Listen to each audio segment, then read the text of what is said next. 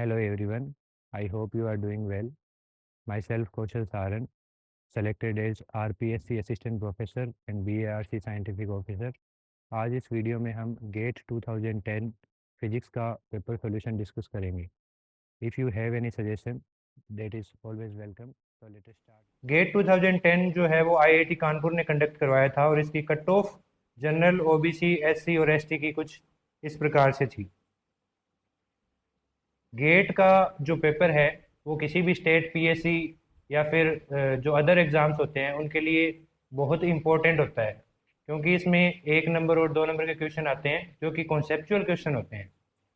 155 question होते हैं जो कि टोटल 100 मार्क्स का पेपर होता है और जनरल एप्टीट्यूड अलग होता है। 55 फिजिक्स के क्वेश्चन होते हैं। सो 1 to 25 question carry 1 marks each. पहला क्वेश्चन टेंसर से रिलेटेड है कि एक टेंसर कंसीडर करने को बोला गया है। एंटीसिमेट्रिक टेंसर है पी आई जे इसकी इंडिसेस है वो 1 to 5 रन कर रही है। इसमें हमें नंबर ऑफ इंडिपेंडेंट कंपोनेंट निकालने को बोला हुआ है। नंबर ऑफ इंडिपेंडेंट कंपोनेंट किसी भी एंटीसिमेट्रिक टेंसर के इसका फॉर्मूला होता है n into N minus one divide by two, और n यहाँ पे i और j जो इंडिसेज है वो 1 to 5 रन कर रही है, तो n की वैल्यू 5 हो गई। तो यहाँ से नंबर ऑफ इंडिपेंडेंट जो कंपोनेंट होंगे वो 10 आ जाएंगे। सेकेंड क्वेश्चन इज, हमें एक इंटीग्रल दिया हुआ है, इसकी हमें वैल्यू निकालनी है, यानी कि एक कॉम्प्लेक्स एनालिसिस का क्वेश्चन है। इसमें जो फंक्शन है इसमें हमें देखना पड़ेगा कि सिंगुलर पॉइंट्स कौन से हैं।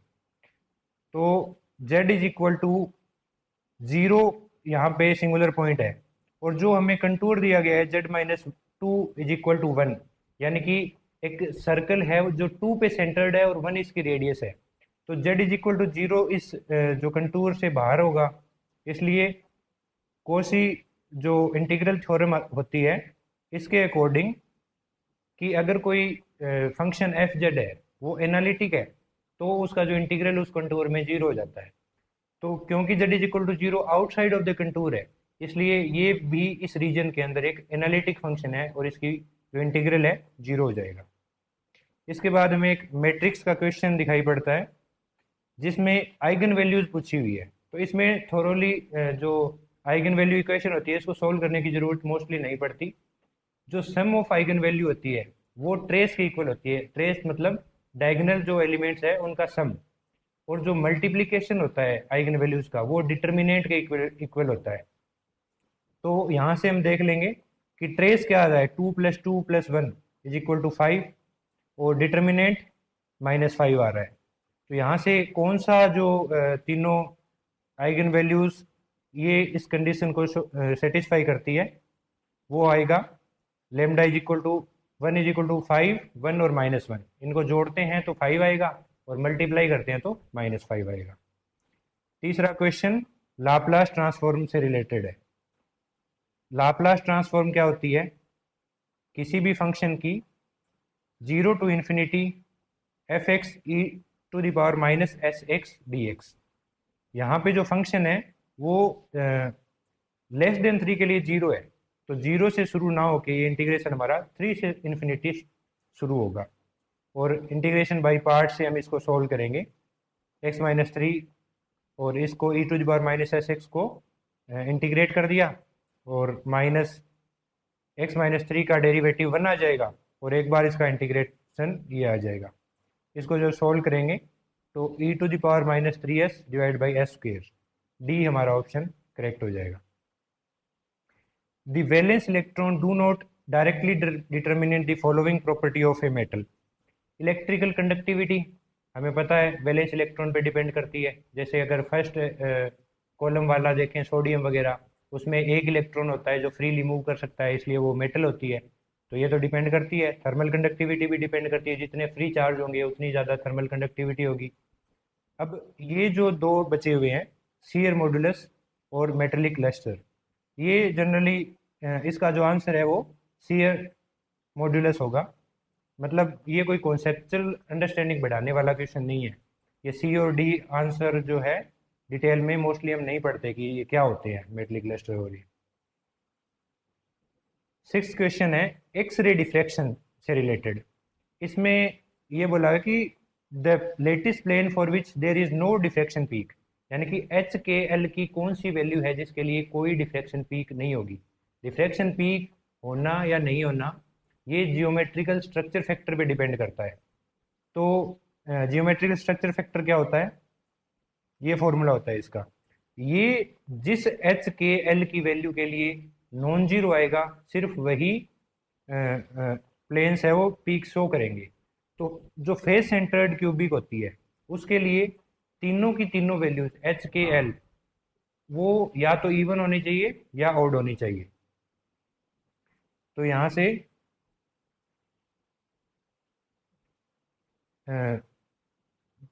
2 1 2 है, इसमें 1 ऑड है और 2 इवन है, तो इसलिए ये पीक शो नहीं करेगा। और बाकी 3 है वो पीक शो करेंगे क्योंकि तीनों में या तो ओड है या फिर इवन है। नेक्स्ट क्वेश्चन है होल कोफिशिएंट से रिलेटेड। होल कोफिशिएंट का फॉर्मूला क्या होता है, 1/NE, यानी कि सोडियम क्या है, मेटल, और मेटल का होल कोफिशिएंट 1/NE होता है, यानी कि ये सिर्फ चार्ज कैरियर डेंसिटी पे ही डिपेंड करेगा। तो option C is the right answer. Next question Bloch theorem से रिलेटेड है। ब्लोच थ्योरम में जो इस थ्योरम में ब्लोच फंक्शन आता है वो पूछा हुआ है। तो ये एक कॉन्सेप्चुअल क्वेश्चन है डायरेक्ट ही। Psi r vector is equal to u r vector e to the power iota k vector dot r vector, Bloch theorem के अकॉर्डिंग ये फंक्शन आता है। यहाँ पे जो u है वो पीरियोडिक फंक्शन होता है, और पीरियोडिक फंक्शन है मतलब ये लेमडा वेक्टर इसमें ऐड करेंगे तो ये सेम आ जाएगा। और लेमडा वेक्टर लेटिस वेक्टर है, के वेक्टर एक आर्बिट्रेरी वेक्टर है। अगला क्वेश्चन फिर से मतलब एक कॉन्सेप्चुअल अंडरस्टैंडिंग वाला क्वेश्चन नहीं है, इसका आंसर है वो डी है। Thermal conductivity of A given material reduces when it undergoes, मतलब नॉर्मल स्टेट से जब सुपर कंडक्टिंग स्टेट में जाते हैं तब कंडक्टिविटी तो बढ़ती है, लेकिन मतलब इलेक्ट्रिकल कंडक्टिविटी तो बढ़ती है लेकिन थर्मल कंडक्टिविटी नहीं बढ़ती। तो थर्मल कंडक्टिविटी क्यों नहीं बढ़ती, जो कूपर पेयर्स होते हैं उनका जो बैंड गैप होता है वो मिली इलेक्ट्रॉन वोल्ट रेंज का होता है, यानी कि उनको अगर थोड़ी सी भी हीट देंगे तो वो ब्रेक हो जाएंगे। इसलिए जो थर्मल कंडक्टिविटी कूपर पेयर है वो ट्रांसफर ही नहीं कर सकते थर्मल एनर्जी को। So option A is the correct answer. अगला न्यूक्लियर फिजिक्स का एक क्वेश्चन है कि basic process underlying the neutron beta decay. Neutron beta decay बोला हुआ है कि न्यूट्रॉन जब डीके करता है तब क्वार्क्स की फॉर्म में क्या रिएक्शन होती है। तो न्यूट्रॉन और प्रोटॉन का हम क्वार्क स्ट्रक्चर देख लेंगे। न्यूट्रॉन का होता है यू डी डी और प्रोटॉन का होता है यू यू डी। तो यहाँ से एक यू से एक यू कैंसिल हो गया, एक डी से एक डी कैंसिल हो गया, तो ये बचा D to U plus electron plus antineutrino. Question number 12 फिर से एक न्यूक्लियर फिजिक्स का न्यूक्लियर सेल मॉडल से रिलेटेड एक क्वेश्चन है। सेल मॉडल में 7 नाइट्रोजन 15 दिया हुआ है, इसका स्पिन पेरिटी क्या होगा, यानी कि न्यूक्लियर स्पिन और पेरिटी पूछा हुआ है। तो इसका जो फाइंड आउट करने का एक तरीका होता है कि इस तरीके से हम लिख लेते हैं और पहले जो दो होते हैं उनको सीक्वेंस में लिखते हैं, यानी कि 1s half 1p3/2 1p half, बाद में अल्टरनेट में। अल्टरनेट का मतलब क्या हुआ, एक बार डी का लिखेंगे एक बार फिर एस का लिखेंगे, फिर डी का, फिर मतलब एफ का, फिर पी का, इस तरीके से। लेकिन इसमें तो सिर्फ 7 ही है, तो एस में पी में और पी हाफ में आ जाएगा। तो जो अनपेयर्ड न्यूक्लियन आया है वो 1p हाफ में आया है, और p का मतलब हो गया l इज इक्वल टू 1, और j यहाँ से हाफ आ गया, j हाफ, और पेरिटी क्या होती है -1 to the power l, p के लिए l is equal to 1, so -1 to the power 1, यानी कि माइनस, तो 1/2 minus will be the spin and parity. अब जो नेक्स्ट क्वेश्चन है, match the reaction on the left with the associated interaction, यानी कि कौन सी न्यूक्लियर रिएक्शन है वो किस इंटरेक्शन के थ्रू हो रही है, स्ट्रॉन्ग, इलेक्ट्रोमैग्नेटिक और week.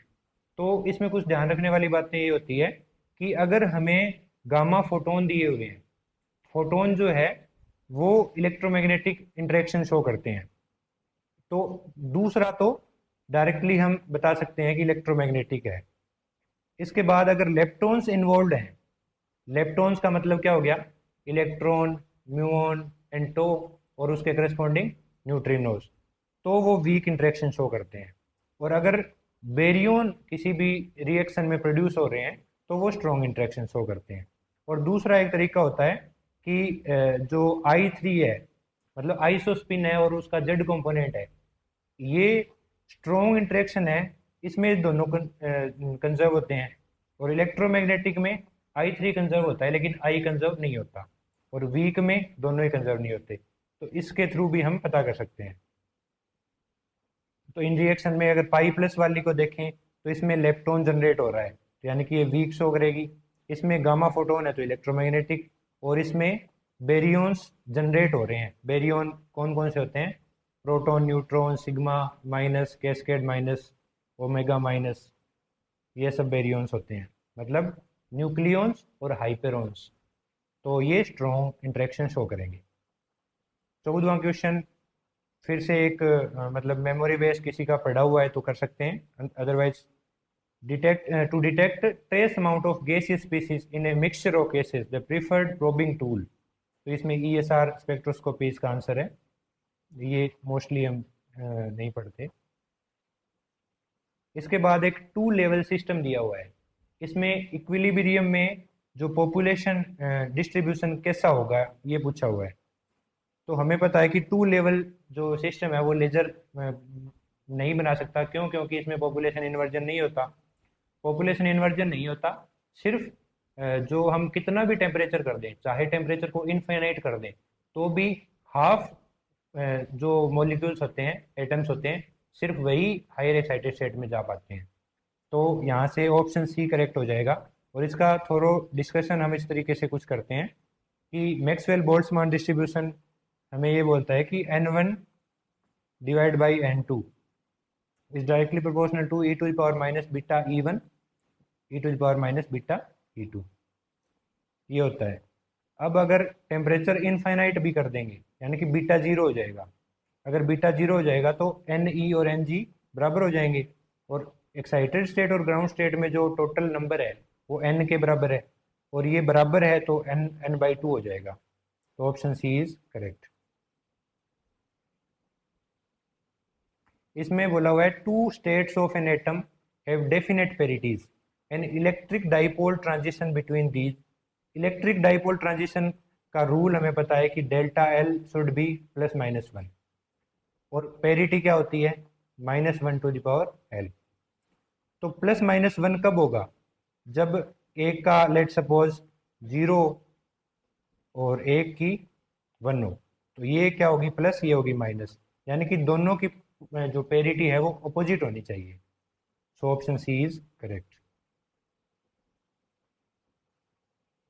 Spectrum of radiation emitted by a black body, ये क्वेश्चन भी हम तभी कर पाएंगे जब हमें सारी जो वेवलेंथ की रेंज है किस में लाई करती है ये पता हो। और दूसरी बात, जो वेन्स डिस्प्लेसमेंट लो होता है lambda into T is equal to constant, इसमें इस कॉन्स्टेंट की वैल्यू हमें पता होनी चाहिए, तब हम लैम्डा की वैल्यू निकालेंगे, और फिर हमें पता होगा कि ये लैम्डा की वैल्यू किस रीजन में, इलेक्ट्रोमैग्नेटिक स्पेक्ट्रम के किस रीजन में लाई करती है।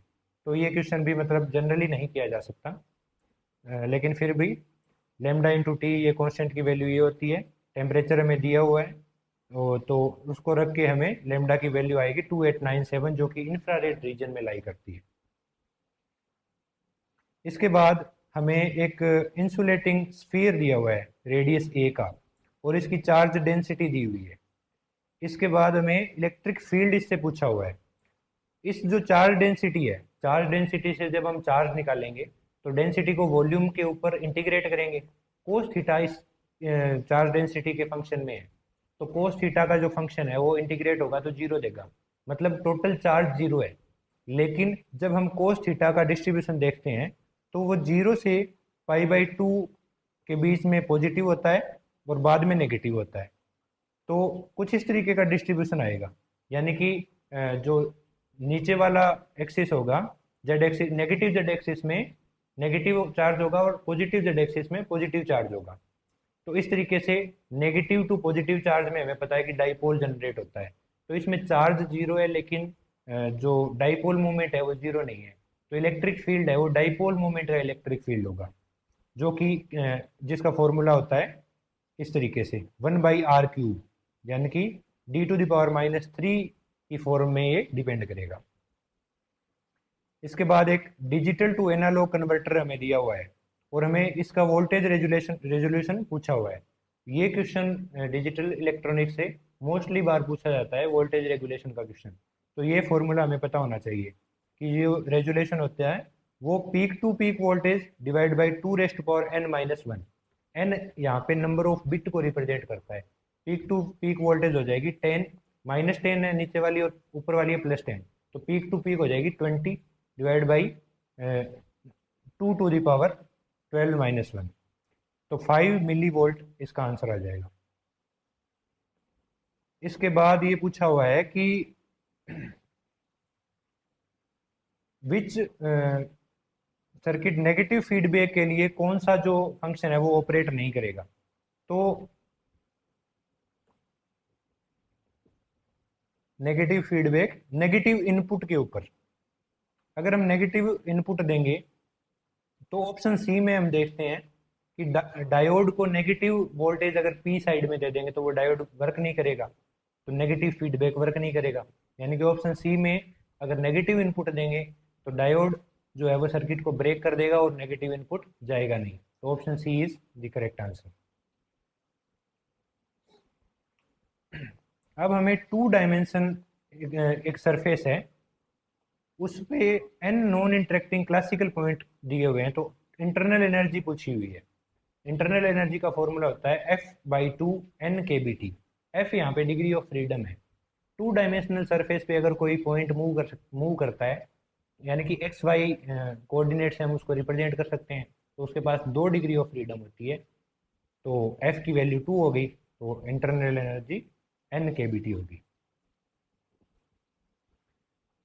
नेक्स्ट क्वेश्चन बोलते हैं कि बोस आइंस्टीन कंडेंसेशन किसके लिए शो नहीं करेगा। बोस आइंस्टीन कंडेंसेशन जैसा कि नाम से ही क्लियर है, बोसॉन शो करेंगे, यानी कि वो ओवरऑल एक बोसॉन नेचर शो करनी चाहिए।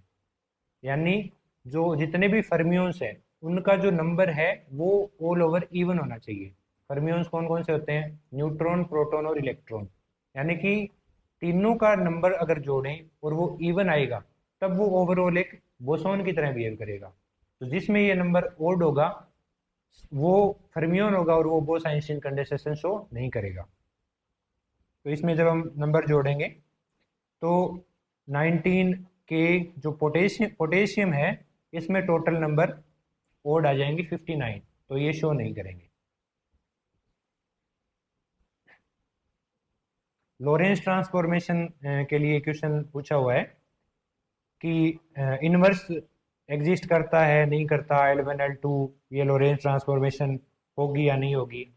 तो जो लॉरेंस ट्रांसफॉर्मेशन है वो एक ग्रुप को, जो ग्रुप की प्रॉपर्टी होती है वो सेटिस्फाई करता है, इसलिए इसमें दोनों के दोनों सेंटेंस ट्रू होंगे, क्योंकि एक ग्रुप होने के लिए आइडेंटिटी एलिमेंट होना चाहिए, इनवर्स एग्जिस्ट करना चाहिए, उनका मल्टीपल भी एक उसी ग्रुप में लाई करना चाहिए, ये सब प्रॉपर्टीज होती है। और लॉरेंस ट्रांसफॉर्मेशन भी ग्रुप की प्रॉपर्टीज को फॉलो करते हैं। नेक्स्ट क्वेश्चन एक बहुत ही फंडामेंटल क्वेश्चन है क्वांटम मैकेनिक्स का, कि कौन सा जो वेव फंक्शन है वो बाउंड स्टेट को represent which one of the is an allowed, कौन सा है। तो वेव फंक्शन की कुछ प्रॉपर्टीज होती है जो मैंने लिखी हुई है कि it should be continuous, single valued, और बाउंड स्टेट है तो बाउंड एक पर्टिकुलर रीजन में बाउंड हो गया, यानी कि इन्फिनिटी पर जब हम वेव फंक्शन को देखेंगे that should be zero, differentiable होना चाहिए और स्क्वायर इंटीग्रेबल होना चाहिए। सॉरी। तो अगर हम चारों ऑप्शन में ये सब चीज़ें देखेंगे तो सिर्फ सी ऑप्शन ही इसको सेटिस्फाई करेगा। डी वाला है वो डिसकंटिन्यूस है, ए वाले में R is equal to zero पे ये डिफाइन नहीं है, और बी वाले में इनफाइनाइट पे ये जीरो नहीं हो रहा। तो सिर्फ सी वाला ऑप्शन है वो अलाउड वेव फंक्शन को रिप्रेजेंट करता है। एक पार्टिकल है वो स्फेरिकल रीजन में कन्फाइंड है, तो उसका मोमेंटम क्या होगा? तो ये चीज़ हमें हाइजेनबर्ग अनसर्टेनिटी प्रिंसिपल से मिलेगी। हमें एक्स की वैल्यू दी हुई है क्योंकि इनका जो अनसर्टेनिटी प्रोडक्ट होता है वो एच बार बाई टू या एच बार के अप्रोक्सीमेटली इक्वल होना चाहिए। एक्स की वैल्यू है, अगर हम उसको मैक्सिमम लेंगे तो हमें मिनिमम जो मोमेंटम है वो मिल जाएगा, जिसकी वैल्यू अब यहाँ पे हमें देखना ये है कि जो यूनिट है वो kilo electron volt divide by c की यूनिट है। अब अगर एनर्जी देखें, फोटोन की एनर्जी होती है E is equal to p c, तो P is equal to e by c. ठीक है, तो यहाँ पे एनर्जी की यूनिट है इलेक्ट्रॉन वोल्ट पर सी, यानी कि इस टाइप की यूनिट हमें मोमेंटम की दी हुई है। तो इस फॉर्मूले से हमारे पास जो मोमेंटम निकलेगा उसकी यूनिट इस आंसर से मैच नहीं करेगी। इसको मैच करवाने के लिए हमें पहले तो एच बार इंटू सी करके इसको H C E is equal to H C by lambda, यहाँ से ऊपर वाली जो डिजिट है उसको एनर्जी की यूनिट में बदलना पड़ेगा, तो सी से ऊपर नीचे गुणा करना पड़ेगा, तब ये एनर्जी की यूनिट में बदलेगा। लेकिन ये जूल की यूनिट में होगा। जूल को इलेक्ट्रॉन वोल्ट में बदलने के लिए हमें 1.6 इंटू 10⁻⁻19 से मल्टीप्लाई करना पड़ेगा, और इस तरीके से 200 मेगा इलेक्ट्रॉन वोल्ट पर सी इसका आंसर आएगा। नेक्स्ट क्वेश्चन एक कॉम्प्लेक्स एनालिसिस का है कि ये फंक्शन है, इसमें जो सिंगुलैरिटी है वो किस टाइप की है, ब्रांच पॉइंट है या पोल है या रिमूवेबल सिंगुलैरिटी है, एसेंशियल सिंगुलैरिटी है। तो हाइपरबोलिक फंक्शन का फॉर्मूला ये होता है, जो ऊपर वाला पार्ट है ये हाइपरबोलिक फंक्शन को रिप्रेजेंट कर रहा है, तो ये two sine hyperbolic root Z लिख दिया हमने, और Z is equal to zero पे ये सिंगुलैरिटी है, हमें पता है किस टाइप की है, zero divide by zero type की है। तो हमें एल ऑपिटल रूल लगाना पड़ेगा। एल ऑपिटल रूल लगाएंगे तब हमें पता चलेगा कि ये टू आ रहा है इसका आंसर, यानी कि ये एक रिमूवेबल सिंगुलर पॉइंट है। एक नेक्स्ट क्वेश्चन जो है वो डिफरेंशियल इक्वेशन है, उससे रिलेटेड है, उसका सॉल्यूशन पूछा हुआ है। तो इसमें ये दो मतलब कॉम्प्लीमेंट्री फंक्शन और पर्टिकुलर इंटीग्रल इसका सम होगा। कॉम्प्लीमेंट्री फंक्शन क्या होता है, जब हम इक्वल के अंदर जो इनहोमोजीनियस पार्ट है उसको हटा देते हैं और जो इज इक्वल टू जीरो कर देते हैं, तब जो सॉल्यूशन आता है वो कॉम्प्लीमेंट्री फंक्शन है। और पर्टिकुलर इंटीग्रल क्या होता है, ये इसको जैसे डी स्क्वेयर माइनस वन, इसको ऑपरेटर से रिमूव करके ये जो टू कोस हाइपरबोलिक टी है इसके डिवाइड में करेंगे, मतलब one divide by D square minus one two cos hyperbolic T. यहाँ से जो रूल लगा के जो सॉल्यूशन आएगा वो पर्टिकुलर इंटीग्रल होगा। तो अगर D two Y by D T square minus Y is equal to zero, इसको इसके करस्पॉन्डिंग हम ऑक्सिलरी इक्वेशन लिखते हैं, वो आती है एम स्क्वेयर माइनस वन, यानी कि एम की वैल्यू प्लस माइनस वन है। तो कॉम्प्लीमेंट्री फंक्शन जो आएगा वो कुछ इस तरीके का आएगा। इसके बाद पर्टिकुलर इंटीग्रल अगर देखा जाए तो कोस हाइपरबोलिक टी को एक्सपोनेंशियल फॉर्म में हम लिखेंगे। इसके लिए आगे जब रूल लगाएंगे तो ये जो इसका मल्टीप्लाई है ए इज इक्वल टू वन या माइनस वन है, तो वन या माइनस वन डी स्क्वायर की जगह डी की जगह रखेंगे तो ये जीरो हो रहा है, मतलब वन डिवाइड बाई जीरो की फॉर्म बन रही है। तो रूल ये बोलता है कि इसको डेरिवेट कर दो, यानी कि टू डी, और एक टी को बाहर ले आओ। जो फर्दर अब रूल लगाएंगे, इधर वन रखेंगे तो टी बाई टू आएगा, और माइनस वन रखेंगे तो माइनस टू आएगा, और e to the power t minus t ये इस तरीके से आएगा, और ये फिर से एक हाइपरबोलिक फंक्शन बन गया टी साइन हाइपरबोलिक टी। और टोटल जो सॉल्यूशन होगा वो कॉम्प्लीमेंट्री फंक्शन और पर्टिकुलर इंटीग्रल इसका सम हो जाएगा।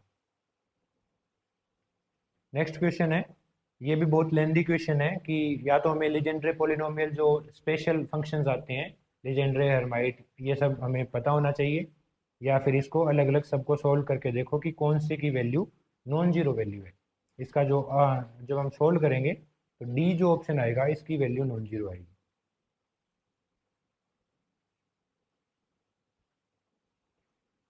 अगला क्वेश्चन है, हमें जो मोस्टली क्वेश्चन होता है उसमें ये देखना चाहिए कि 2D दिया हुआ है, 3D दिया हुआ है, नोट ट्रू स्टेटमेंट पूछा हुआ है या ट्रू स्टेटमेंट पूछा हुआ है।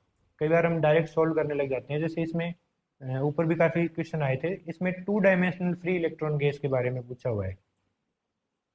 तो जो एनर्जी का फॉर्मूला होता है वो ये होता है, E is equal to h bar square k f square divide by 2m। और जो फर्मी वेक्टर होता है वो अलग अलग डायमेंशन में अलग अलग होता है, जिसके तीनों फॉर्मूले मैंने यहाँ पे लिखे हुए हैं। अब जो 2 डायमेंशनल के लिए फॉर्मूला है वो हम यूज़ करेंगे के F is equal to root two pi N E. और जब हम के एफ स्क्वेयर की जगह इसको रखेंगे तो एन ई जो नंबर डेंसिटी है उसकी value m e f divide by pi h bar square आएगी। Far away from any of the resonance frequency of a medium, ये क्वेश्चन भी मतलब एटलीस्ट मैंने नहीं पढ़ा अपनी तैयारी के दौरान। ऑप्शन डी इसका आंसर है। Ground state wave function of A deuteron, जो ड्यूट्रॉन की प्रॉब्लम है न्यूक्लियर फिजिक्स के अंदर वो बहुत ही इंटरेस्टिंग प्रॉब्लम है। I will upload A video. इसका बुक्स के अंदर ज़्यादातर नहीं दिया हुआ होता, और इससे क्वेश्चन कुछ फिक्स से क्वेश्चन ही होते हैं, मतलब ज़्यादा अलग क्वेश्चन इससे नहीं बनते हैं। तो इसमें एक तो इसकी स्टेट से रिलेटेड क्वेश्चन पक्का आता है कि एक तो इसकी एक्साइटेड स्टेट एग्जिस्ट नहीं करती, और जो इसकी ग्राउंड स्टेट होती है वो मिक्सचर होता है 3s1 और 3d1 स्टेट का। 3s1 स्टेट है वो 96% और 3d1 स्टेट है वो 4%। यहाँ से हमें काफ़ी चीज़ें पता चलती है न्यूक्लियर फोर्स के बारे में। क्यों? क्योंकि जो ड्यूट्रॉन प्रॉब्लम है, ड्यूट्रॉन क्या होता है, एक प्रोटॉन और एक न्यूट्रॉन, इन दोनों की बाउंड स्टेट होता है। तो एक प्रोटॉन और एक न्यूट्रॉन यानी कि ये सबसे छोटा न्यूक्लियाई है, तो न्यूक्लियर फोर्स के बारे में ये काफ़ी कुछ बता के जाएगा। तो इसकी एक तो ये अलग अलग स्टेट है, जो ग्राउंड स्टेट है अगर सिर्फ एस स्टेट होती यानी कि L is equal to zero होता तब हम बोलते कि ये स्फेरिकल है और जो न्यूक्लियर फोर्स है वो सेंट्रल फोर्स है। लेकिन अलग अलग ये दो मिक्सचर होने की वजह से हम ये बोलते हैं कि ये नॉन सेंट्रल फोर्स है। और इसका क्वाड्रुपोल मूवमेंट भी जीरो नहीं है, यानी कि जो चार्ज है वो डिस्ट्रीब्यूटेड नहीं है स्फेरिकली। और जो सी स्टेटमेंट है, orbital wave function is not spherical symmetric. Orbital wave function भी स्फेरिकली सिमेट्रिक नहीं है क्योंकि एस और डी स्टेट का मिक्सचर है। यानी कि जो फोर्थ स्टेटमेंट है वो इसका आंसर हो जाएगा। ये एक न्यूक्लियर फिजिक्स में जो रोटेशनल मॉडल आता है उससे रिलेटेड एक क्वेश्चन है। रोटेशनल लेवल्स ये दिए हुए हैं और एनर्जी रोटेशनल लेवल की ये होती है। अब हमें नेक्स्ट स्टेट पूछी है, यानी कि 0+2+4+, ये क्या है, स्पिन और पेरिटी है। तो नेक्स्ट स्टेट कौन सी है, 6+6+ के लिए हमें एनर्जी निकालनी है। तो इस फॉर्मूले में हम पहले जो दो तीन स्टेट है इसकी निकाल के बी की वैल्यू निकाल लेंगे, फिर जे इज इक्वल टू 6 रखेंगे और बी की वैल्यू रखेंगे, तो एनर्जी आ जाएगी 400 किलो इलेक्ट्रॉन वोल्ट अप्रोक्सीमेटली। अगला क्वेश्चन एक है कि ये हमें इक्वेशन दी हुई है pi minus plus proton K minus plus sigma plus sign considering strong interaction. सिर्फ strong interaction, which one of the following statement is true. Strong interaction में स्ट्रेंजनेस I3, मतलब आइसोस्पिन क्वांटम नंबर, ये सब सारे quantum number जो है वो conserved होते हैं। तो हम चेक करेंगे आई थ्री जो पाई माइनस है उसके लिए -1 और प्रोटॉन के लिए +12, तो दोनों को जोड़ेंगे तो -12 हो गया। के माइनस के लिए -12 और इसके लिए 1, तो यानी कि दोनों अलग अलग आ रहे हैं। और एस भी इन दोनों के लिए जो स्ट्रेंजनेस होता है वो केओन्स के लिए और हाइपरॉन्स के लिए, इन दो के लिए डिफाइन किया जाता है। तो पाई माइनस और प्रोटॉन के लिए ये तो न्यूक्लियन और मिजोन्स है, इनके लिए तो डिफाइन ही नहीं होगा। तो option C is the correct answer, क्योंकि इसमें एस और I3 दोनों ही कंजर्व्ड नहीं है। ये फिर से एक रोटेशनल एनर्जी लेवल्स से रिलेटेड क्वेश्चन आ गया। इसमें spherical top, symmetrical top, asymmetrical top, इस दो टाइप के मतलब 3 टाइप के होते हैं। स्फेरिकल में ये तीनों बराबर होते हैं और सिमेट्रिक में ये सिमेट्रिक टॉप का क्वेश्चन है। ये होती है एनर्जी एक्स वाई और जेड डायरेक्शन की, जो तीनों की जो रोटेशनल लेवल्स होती है, उनको तीनों को सम कर दिया हमने। अब हमें ये जो फर्स्ट टर्म है आई एक्स और आई वाई बराबर है और वो बराबर है आई के, आई जेड बराबर नहीं है। तो हमें एक जे जेड की टर्म आई वाली एड और सब्ट्रैक्ट करनी है। इसके बाद क्या होगा कि ये 1/2 आई कॉमन आ जाएगा कौन सी टर्म में से, इसमें से, इसमें से और इसमें से। इनको कॉमन लेके हम j x square plus j y square plus z z square लिख देंगे और ये टोटल जे स्क्र बन जाएगा। बाकी जो 2 टर्म बचेगी वो अलग से ऐसे हो जाएगी जिनमें जे जेड स्क्र है।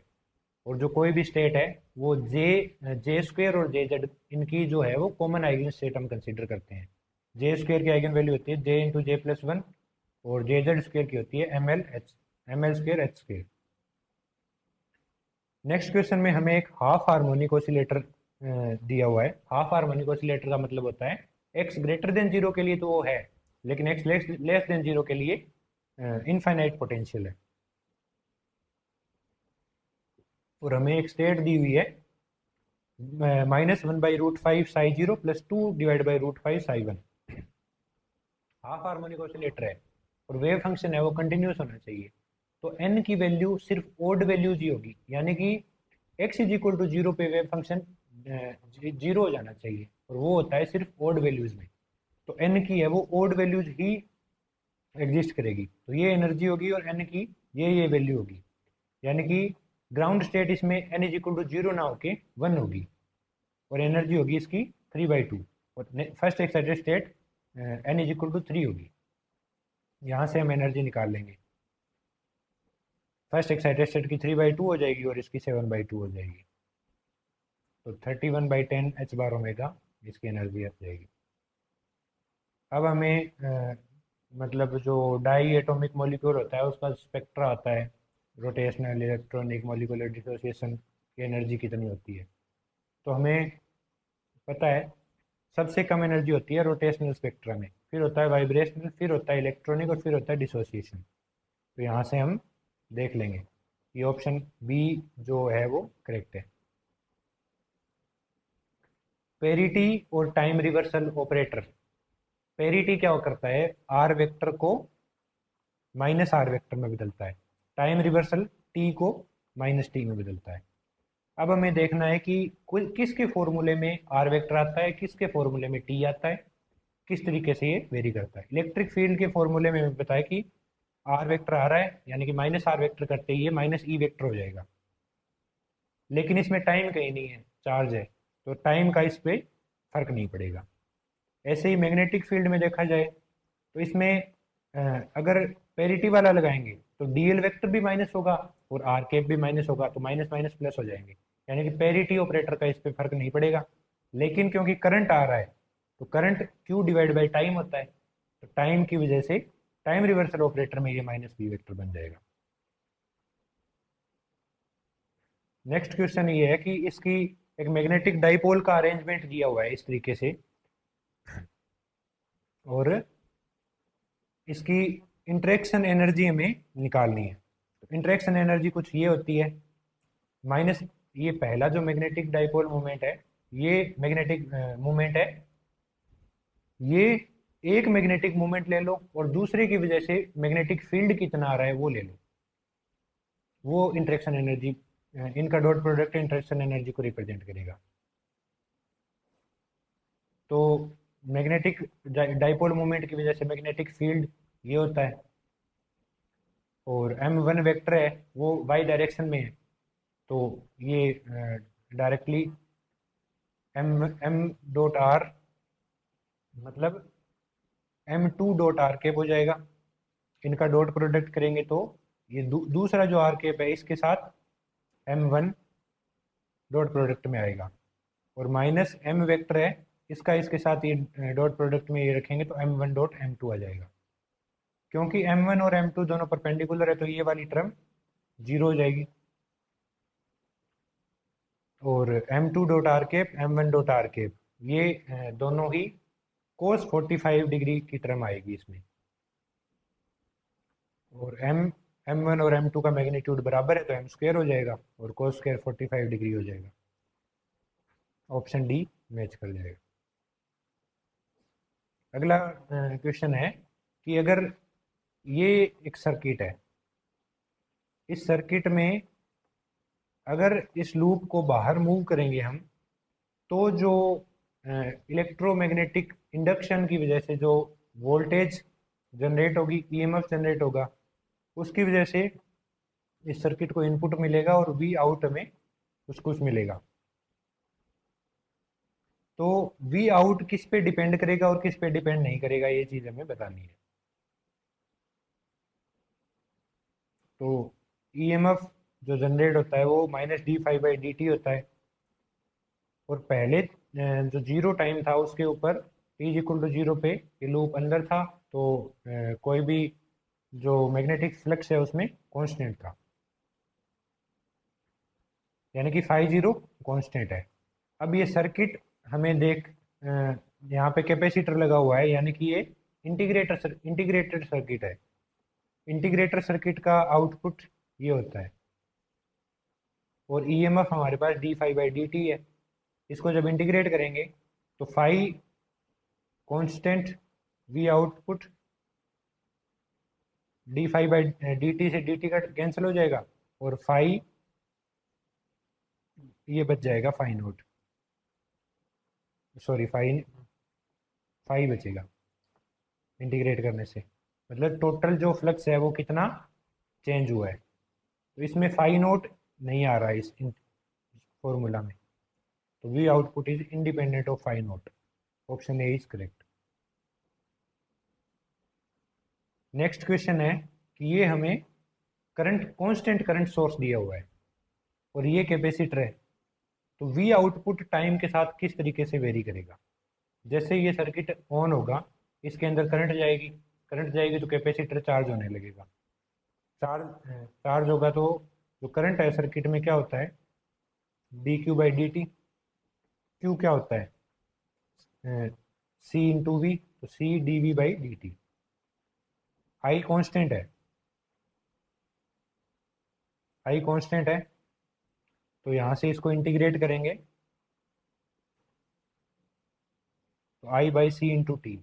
आई कॉन्स्टेंट है, सी कॉन्स्टेंट है, तो टी मतलब एक लिमिटेड टाइम तक तो वोल्टेज बढ़ेगी लीनियरली, लेकिन हमें पता है एक टाइम के बाद कैपेसिटर फुल्ली चार्ज हो जाएगा। फुल्ली चार्ज होने के बाद उसके ऊपर जो वोल्टेज होगी वो कांस्टेंट हो जाएगी। हमें इसमें ये देखना है कि किसका आउटपुट डिफरेंट है, मतलब इस सभी में हमें बूलियन अलजेब्रा वगैरह लगा के जो गेट किस तरीके से वर्क कर रहे हैं ये सब लगा के हमें आउटपुट चेक करना है। तो इस तरीके से पहले का आउटपुट ए बी बार आएगा, दूसरे का ए बी बार, इसका भी ए बी बार, लेकिन जो ऑप्शन डी है इसका आउटपुट डेफिनेटली डिफरेंट आएगा। Option D will be the correct answer. CO2 molecule हमें दिया हुआ है, इसका first few energy levels uniformly separated by 2.5 milli electron volt. इस टेम्परेचर पे ये क्वेश्चन जो है वो काफ़ी लेंदी क्वेश्चन है कि ये एनर्जी लेवल्स है, ये 2.5 मिली इलेक्ट्रॉन वोल्ट से सेपरेटेड है, और N4 बाई N2 कितना होगा, तो ये हमें एक्सपोनेंशियल की वैल्यू इसमें रखनी पड़ेगी। एनर्जी गैप का डिफरेंस 5 मिली इलेक्ट्रॉन हो जाएगा 4 और 2 के बीच में। तो एक्सपोनेंशियल को जब कैलकुलेट करेंगे टेम्परेचर जिस पे हमें दिया हुआ है beta is equal to 1 divide by K B T रख के 0.8 आंसर आएगा। ये एक मैक्सवेल रिलेशन जो थर्मोडाइनमिक्स में हम पढ़ते हैं उससे रिलेटेड क्वेश्चन है कि कौन सा मैक्सवेल रिलेशन है वो करेक्ट है। इसके लिए हम एक थर्मोडाइनमिक न्यूमेनिक पढ़ते हैं। Good physicist have studied under very fine teacher. इससे जो डिफरेंशियल रिलेशन आते हैं जी का, एच का, यू का और एफ का, यहाँ से हम एस वी ये सब निकालते हैं।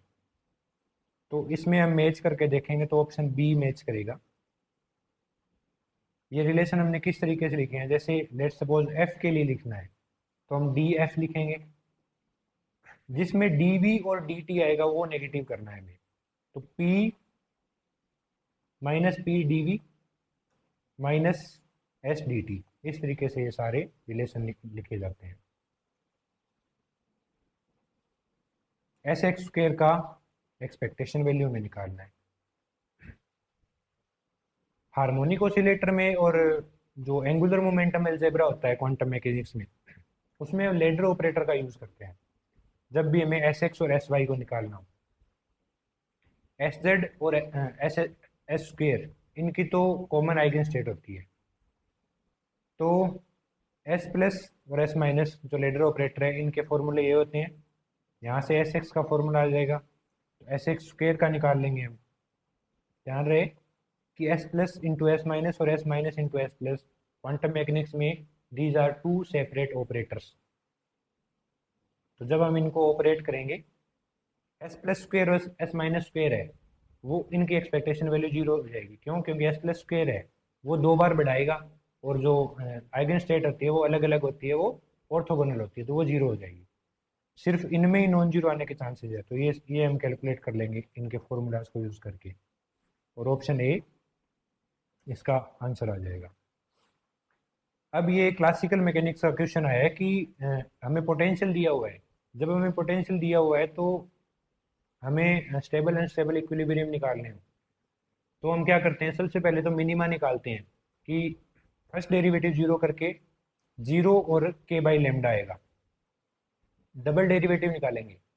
सिर्फ स्टेबल इक्विलिब्रियम कौन सा होगा, जो यहाँ पे होगा, क्योंकि यहाँ पे जो पार्टिकल है वो स्टेबल रहेगा, चाहे इस तरफ डेविएट करो चाहे इस तरफ। इस तरीके का जो मिनिमा मैक्सिमा आएगा वो अनस्टेबल होगा। यहाँ पे पार्टिकल होगा वो यहाँ गिर जाएगा। इसकी कंडीशन होती है वी डबल प्राइम जो होता है वो जीरो लेस देन जीरो होना चाहिए। इसकी होती है V double prime greater than zero. तो वी डबल प्राइम में जब हम जीरो और के बाई लेमडा की वैल्यू रखेंगे तो जीरो स्टेबल इक्विलिब्रियम आएगा। सॉरी,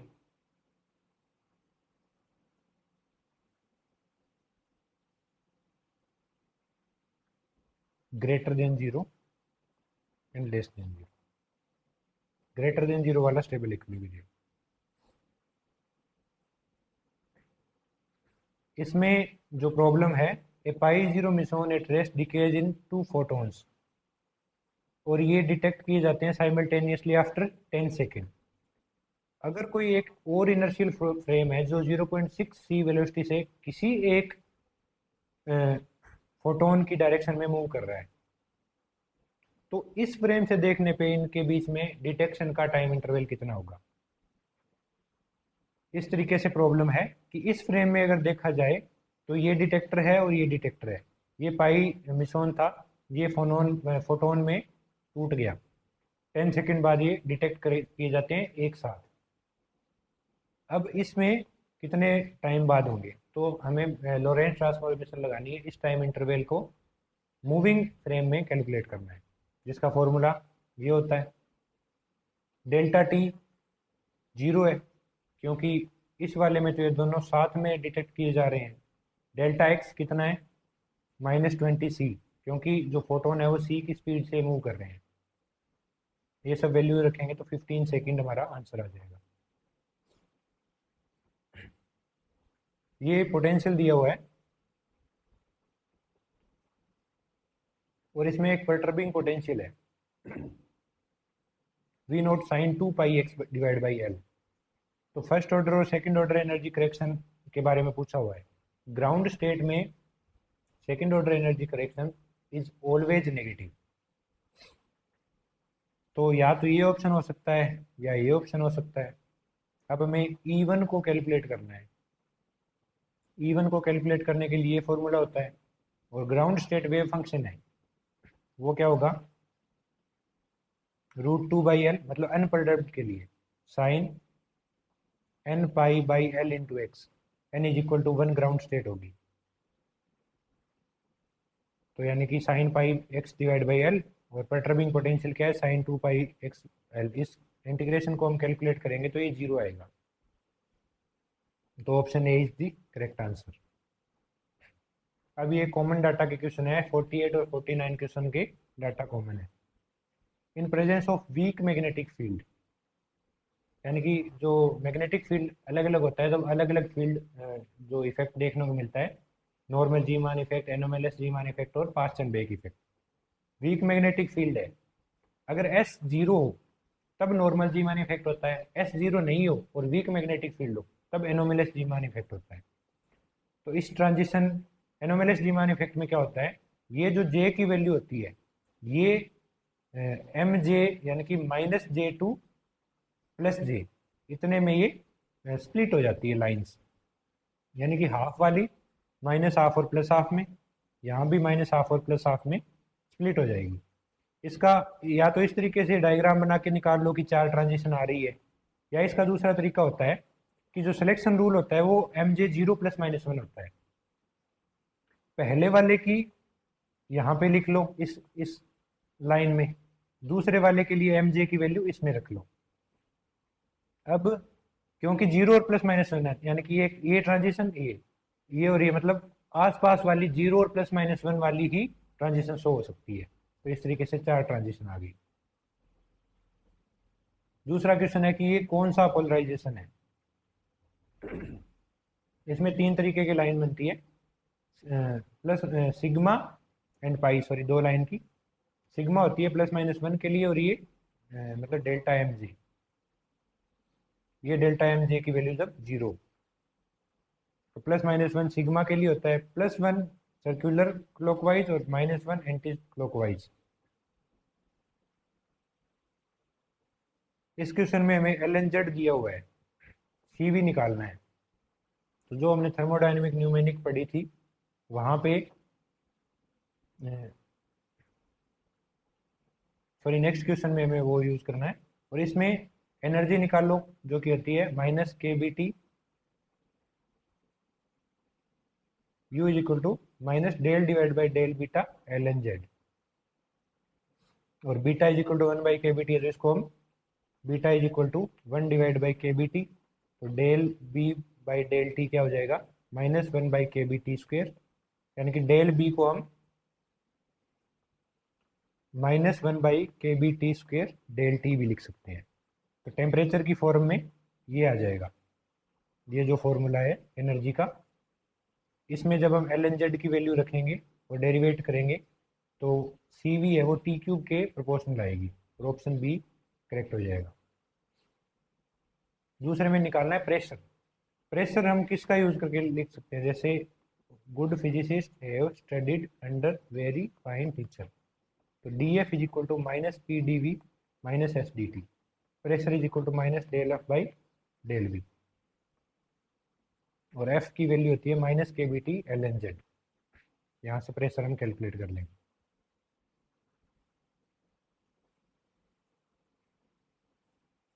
नेक्स्ट क्वेश्चन है कि consider a propagation of electromagnetic wave in a linear homogeneous and isotropic material medium, electric permittivity और ये म्यू और एप्सिलॉन दिया हुआ है।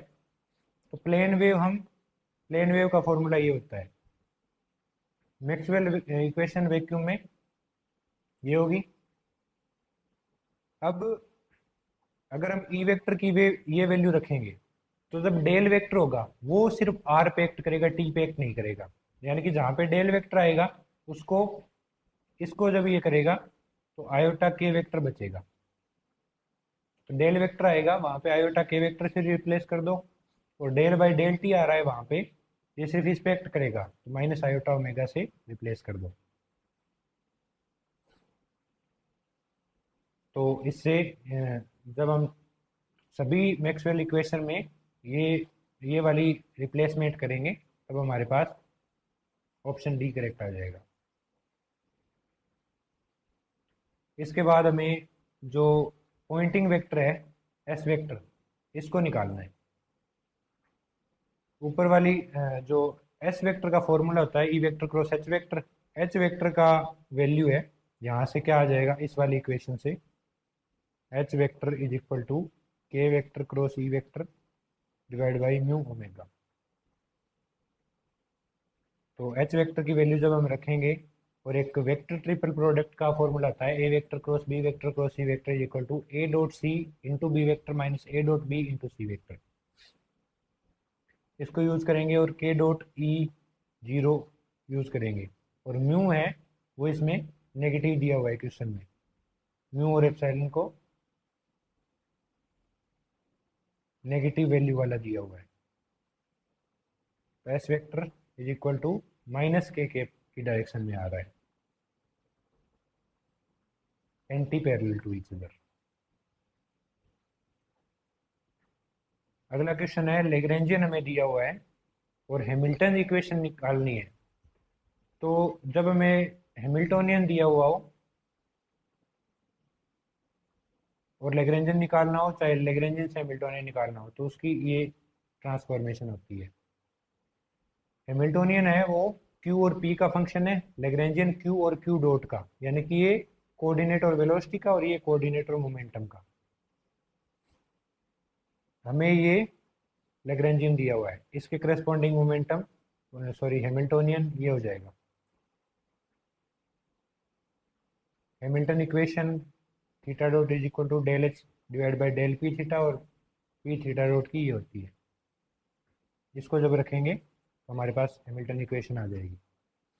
इसका एक जैसे नॉर्मल कार्टेशियन में क्या पढ़ते हैं, 1/2 mv² plus sorry minus potential energy. तो इसका हैमिल्टोनियन क्या होता है, p² divide by 2m plus v।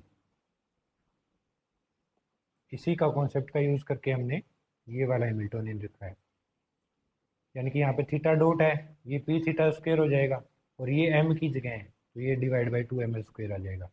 बाकी का जो कोऑर्डिनेट वाला है वो माइनस है तो यहाँ पे प्लस हो जाता है। थीटा और थीटा डॉट का पोजिशन ब्रैकेट निकालना है। पोजिशन ब्रैकेट जो है वो एक कोऑर्डिनेट का फंक्शन होना चाहिए और एक मोमेंटम का फंक्शन होना चाहिए, या फिर मतलब कुछ भी हो जाए लेकिन वेलोसिटी का फंक्शन नहीं होना चाहिए। तो सबसे पहले हमें थीटा डॉट को मोमेंटम की टर्म में लिखना पड़ेगा, जो कि हम ऊपर वाली इक्वेशन से करेंगे। Theta dot is equal to P theta ml², और थीटा और पी थीटा कुछ भी मतलब xi/p/j, इसका आयोटा h बार डेल्टा ij ये वैल्यू होती है। ये मतलब कम्यूटेटर ब्रैकेट में होता है, पोजीशन में ये 1 होता है। तो थीटा और पी थीटा है सेम है, कॉन्जुगेट मोमेंटम और कैनोनिकल कॉन्जुगेट वेरिएबल है, तो ये 1 हो जाएगा, 1 divide by ml²। Option B is the correct answer. So thank you everyone, I hope ये जो प्रीवियस ईयर सॉल्यूशन 2010 का वीडियो आपको हेल्पफुल लगेगा। All the best, thank you for watching this.